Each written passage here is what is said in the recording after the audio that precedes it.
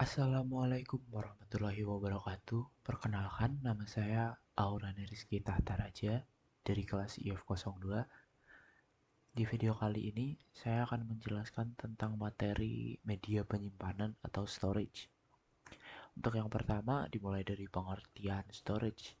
Storage merupakan tempat penyimpanan komputer yang berfungsi untuk menyimpan data, informasi, program, dan aplikasi. Perangkat penyimpanan adalah perangkat keras yang mencatat dan atau mengambil item dari dan ke media penyimpanan.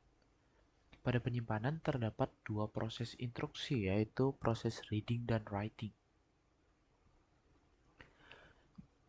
Jenis penyimpanan dibagi menjadi dua, yaitu primary storage dan secondary storage. Yang pertama adalah primary storage. Primary, primary storage sendiri merupakan perangkat yang digunakan untuk menyimpan data. Biasanya kecepatan akses primary storage lebih cepat jika dibandingkan dengan secondary storage, tetapi kapasitas dari primary storage cenderung lebih terbatas atau lebih kecil jika dibandingkan dengan secondary storage. Untuk contoh-contoh primary storage ada RAM dan ROM. RAM berfungsi untuk menyimpan data untuk sementara waktu dan membantu prosesor untuk mengolah data. Jika tidak ada RAM, maka akan terjadi crash pada pengolahan data pada prosesor. ROM merupakan memori yang menyimpan data dan hanya bisa dibaca oleh pengisi ROM itu sendiri. ROM dipasang oleh pabrik pembuatnya dan dibuat secara khusus. ROM sangat rentan dengan manipulasi ulang yang dapat menyebabkan kerusakan pada keseluruhan perangkat. Yang kedua ada secondary storage. Secondary storage adalah media untuk menyimpan data dalam jangka waktu selama mungkin sampai file yang dimaksud tidak dibutuhkan lagi oleh pengguna atau bisa dibilang untuk menyimpan secara permanen. Karakteristik dari secondary storage yang pertama adalah non-volatile, yaitu tahan lama karena disimpan dalam jaringan magnetik. Yang kedua, tidak berhubungan langsung dengan bus CPU. Yang ketiga, waktu waktu yang digunakan untuk akses read and write-nya masih dibilang lebih lama.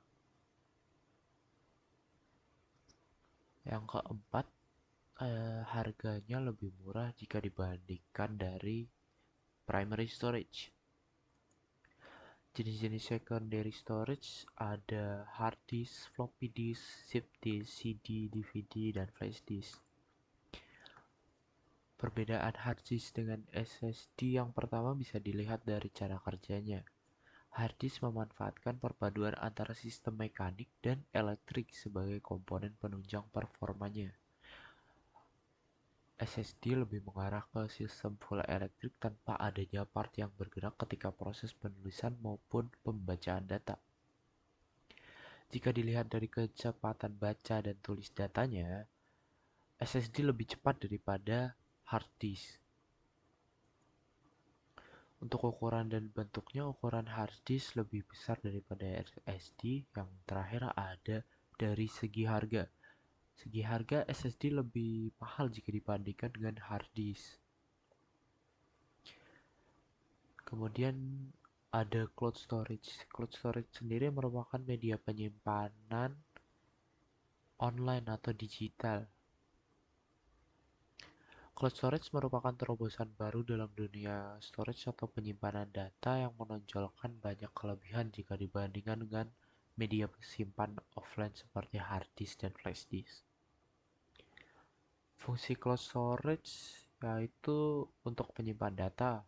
Yang pertama, bisa diakses tanpa membawa hard disk portable ataupun flash drive dimanapun. Yang kedua, data lebih aman karena jika file atau data ada yang terhapus, kita bisa backup dari cloud storage.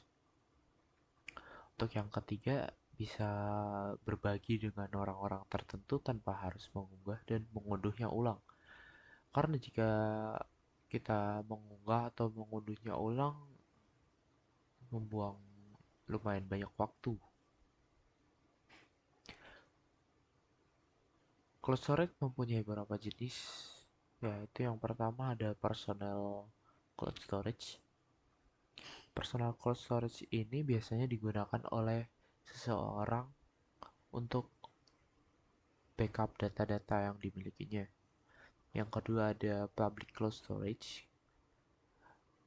Cloud storage jenis ini biasanya digunakan oleh perusahaan yang memiliki jenis data yang tidak terstruktur. Kemudian yang ketiga ada private cloud storage.